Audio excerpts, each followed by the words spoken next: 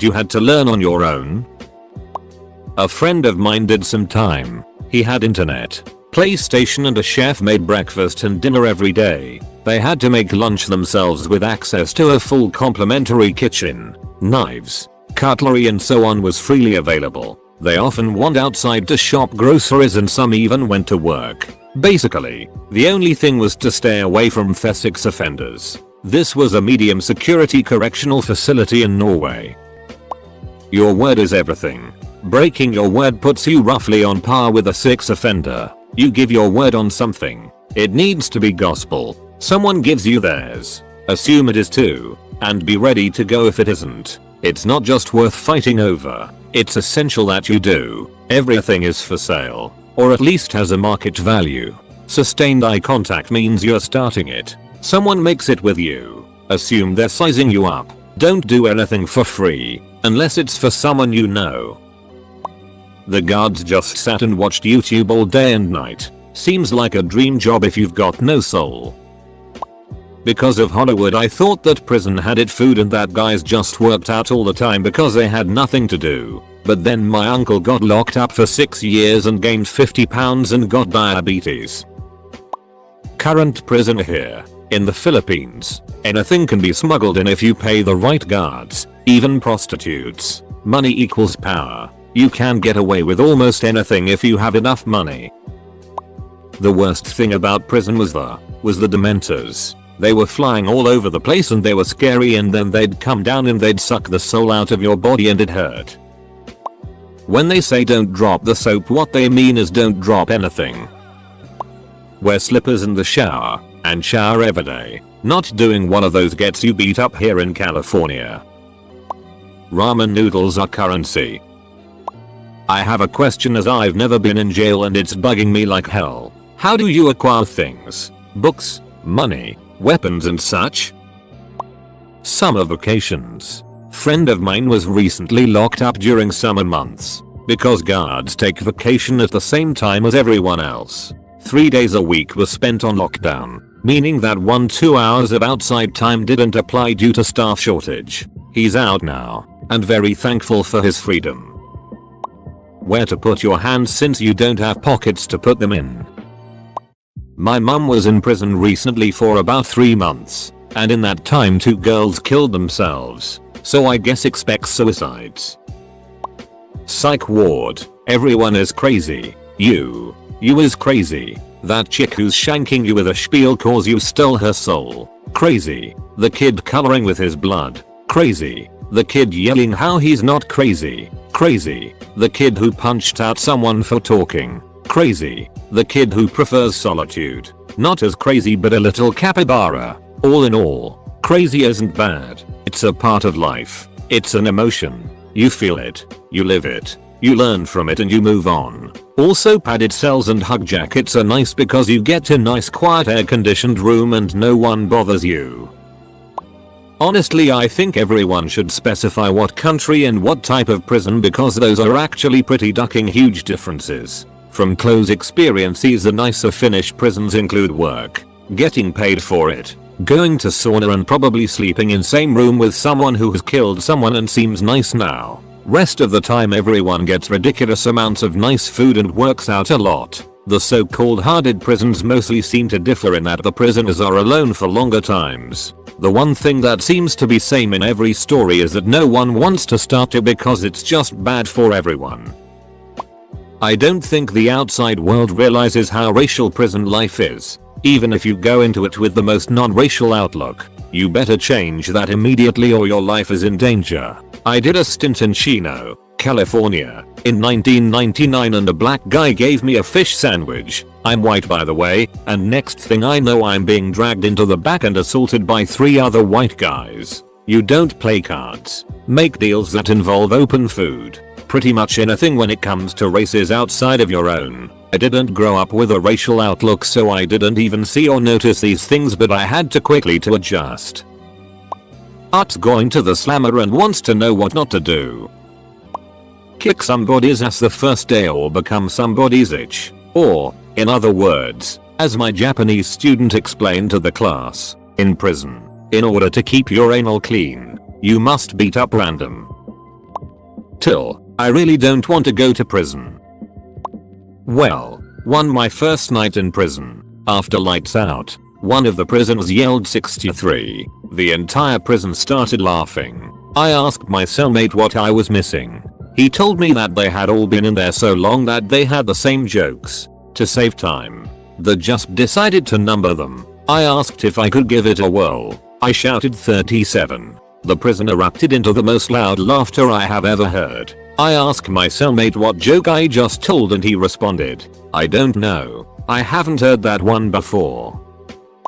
I had to learn that it didn't matter if I got beat up as long as I still stood up for myself. I came in fearing the inevitable knockout. I'm 5'4" and 125 pounds and not a fighter, but I'm also not a punk and I don't keep my mouth shut for nobody. But yeah, I eventually got my ass kicked. Out of the 8 fights while I was in there, I lost 6 of them, but even though I got beat up, people ended up respecting me. And there is nothing worse than total isolation from everything. Yeah, it might be calming for a day or two, but after 30 days, you start to lose it. I also learned that it didn't matter if you started a fight or not. If you fight, you go to the hole if you get caught in Texas.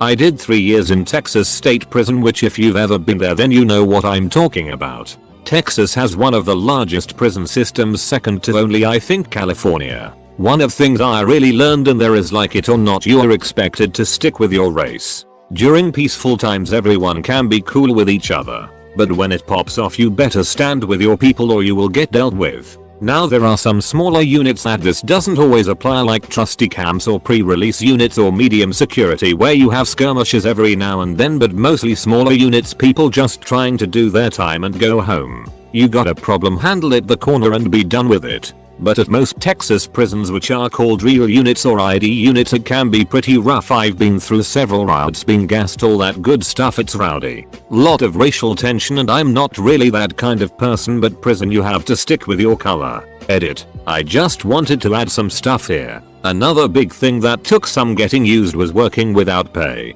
I know in some states and the feds you make a little money, not much but something. In Texas you work for absolutely free. You can choose not to work, but you will basically be a degenerate. A lot of rights will get taken away, like phone privileges. You can still write letters though. You will get your rec yard privileges taken away, and if you duck up bad enough you will be thrown in segregation for a while. The prisons are ran by inmates, the uniforms are made by inmates, they have cattle farms and chicken farms on prisons that are tended by inmates. Everybody is assigned a job, there is even a job of being a cowboy. The uniforms are made by inmates, the beds and mattresses, the metal toilets are assembled, the standard issue soap, even new prisons are built by crews of inmates. It's modern day slave labor, but it gives you something to pass time. Also, besides refusing to work, there are other things that suck, like you must shave every day. Again, maybe different elsewhere, but Texas, this is how it goes. And the guards are mainly all duck faces who will do just about anything to get you wrote up. Now there are some cool ones, don't get me wrong, but they are usually the older ones.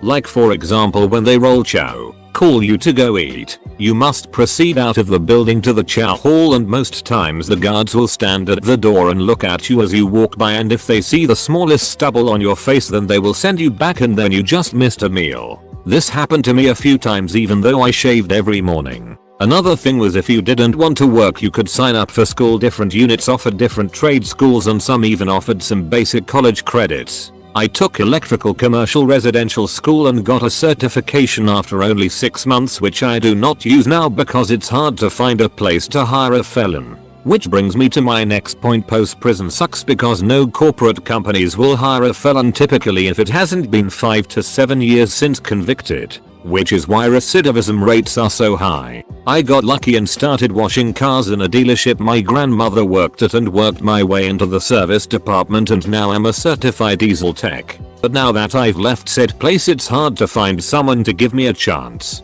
Also, the reason I left said place is because the family-owned dealership I worked for was bought out by a bigger corporate dealership and let me go due to my felonies. All in all, just stay out of trouble, because the little it that people do that don't think is really all that bad. The courts will slam your ass with a felony. Actually what they do is give you probation if it's your first offense, which you will most likely duck up. Typically it's 5 to 10 years probation with ridiculously high fees you will most likely duck up. They get some money out of you for a while and then revoke you and send you off to prison. It's all nothing but a business. It varies a lot state to state in the US. However, in CA, gangs and prison politics are finite rule. If you want to stay under the radar when you understand how they operate, you can stay out of the way. All CA institutions are run by gangs, a lot of which continue to conduct business outside of prison walls. As a newcomer, you are walking into an environment that has already been written in blood and sweat, and there is not much swaying to be done. When you arrive, you go to reception, where the guards can classify you based on a leveling system based around your charges and behavior behind the walls. 6 offenders, gang dropouts, and those who just can't deal with incarceration politics or get along are placed on SNI or PC yards, which is protective custody. The remainder are divided up and placed accordingly based on who they get along with, etc. Someone else did a breakdown below on the SEP political groups, but for now I will keep it simple. Whites go to woodpile unless you're deep into the cause, in which case you group up with one of the major white subset prison gangs. Hispanics go into northerner, southerner or Piasa groups. Pesa would be floaters, like your general population straight from Mexico guy. Southerners and northerners would be your gang groups in GP, general pop. Within south and north there are subset groups depending on how active you are, all the way up to prison gang validation, that is. More Nostra familiar for whites, this would be the same ab etc. Blacks to have their own gangs as well as validated gangs. Then there are Asian or others. When you arrive, politics control phones, showers, TVs, etc. Each political group will have control of each area, as there's each tier has an individual with the keys in which everyone for each political group reports to. Cross mix the political areas and you can cause issues, that is. White guy going to black's shower or phone, etc. Most likely it will be a talking to if you are new, but someone from their side will talk to you as well as a member from your side explaining the rules. Once it's cleared up, they will report back to tier to advise you have been talked to, and punishment will be discussed. Most individuals want to do their time as smooth as possible and not attract attention to what they are really doing. If someone compromises business, then they're a problem. Let's say a white guy keeps screwing up with the guards or other groups and causing issues within a unit. They will be rolled out, beat up and forced to PC or another housing unit. Politics will handle majority of issues unless there is a personal issue, that is. A girl from the streets, etc. Majority of the issues need authorization from a higher authority before acting on them. If you try to just go around fighting people, you will get your own race after you as well as all the rest, as it causes issues like lockdowns, etc. and bites into all others' time who are locked up. When you first come in, feelers from all groups will approach you and try to find as much information about you as they can. Why you are in prison, where you come from, who you hung out with on the streets, and the lot. This is mostly for their own protection and decision making on whether to talk to you or not longer than they need to. Store or commissary rules for majority of day-to-day things. You want to get haircuts, etc. Everything has a price, just depends on how much you want to spend. Guards will be hit and miss based on duration of employment. Some, though, regardless, will maintain a poor attitude for years, but most mellow out after about 2-3 years. People will push you when you are first in, but it will go away over time once they figure out who you are. Each tier has workers which you can apply to the guards as positions to work. Working offers you more time out and usually is a tell sign of your level. Lower levels have more access to things based on good behavior. Just know that once you are a worker, everyone wants extra favors from you. More food from a meal service, phone calls whilst they are locked down, etc. So it's kinda of a political median where you float doing favors for guards and inmates. If you work, don't play favorites with any group, as they will all ask you for stuff majority of the time unless it's written within their rules specifically to not speak with you. There is usually a worker of each political background to answer to their own, so you don't have to cross mix too often. One exception would be pacers, who can freely float between northern southern whites, etc. and do stuff for others.